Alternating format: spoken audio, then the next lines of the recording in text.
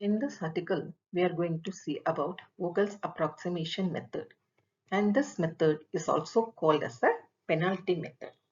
Now we are going to the working rule for this method.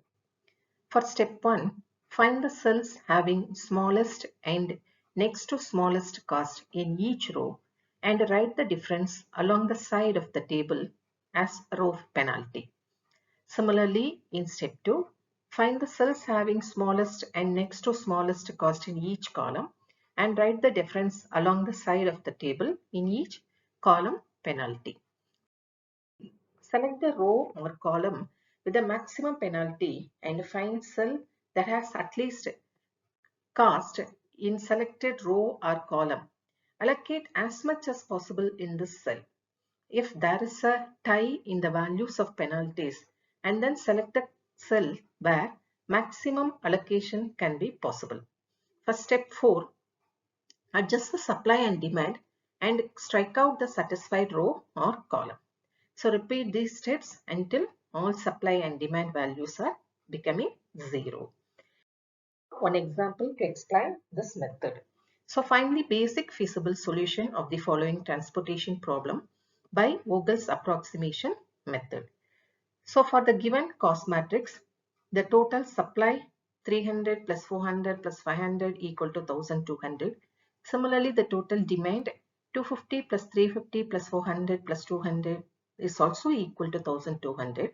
Thus, the given problem is a balanced transportation problem. Now we can apply the Vogel approximation method to minimize the total cost of transportation. So in the first step, we can find the least and the second least row difference, similarly column difference. So for the example, for the first row, the least element is 1 and the second least element is 3. So the difference between 1 and 3 is 2. Similarly, for the second row, the least element is 2 and the second least element is 5. Difference is 3. And for the third row, the least element is 2 and the second least element is 3. The difference is 1.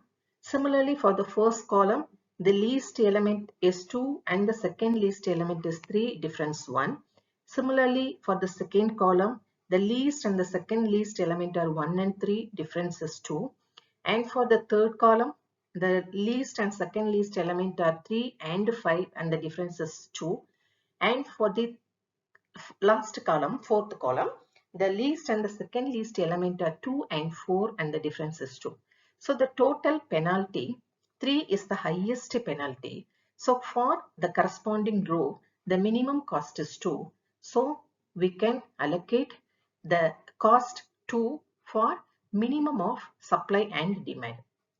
So here for the cost 2, the demand is 250 and the supply is 400. So minimum between 250 and 400 is 250. So this 250 is allotted to the cost 2.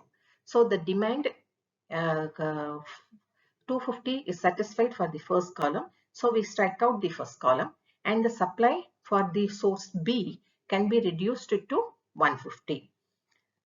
Same procedure will be repeated. Now find the first row difference 1 and 4, difference 3. For the second row difference 6 and 5, 1, 2 and 3, 1. Similarly find the column difference. Here also the maximum penalty is 3 and the corresponding first row the minimum cost is 1. So the minimum of the demand and supply, that is 300 and 350, and 300 will be allotted to the cost 1 and the supply of source A can be saturated. Hence we strike out the first row and the demand for the second column will be reduced to 50. For the next, repeat the same procedure.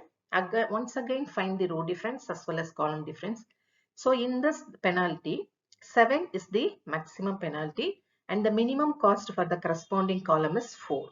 So in this minimum cost is 2, though, so the demand for those column will be entered to the cost 2. And once again repeated, the maximum penalty is 3 and the demand is 50 can be entered to the cost 3. Next, we find the penalty. The maximum penalty is 5 and the minimum element is 5. So the demand 150 can be allotted to the cost 5. Finally, all the demand as well as supply can be saturated.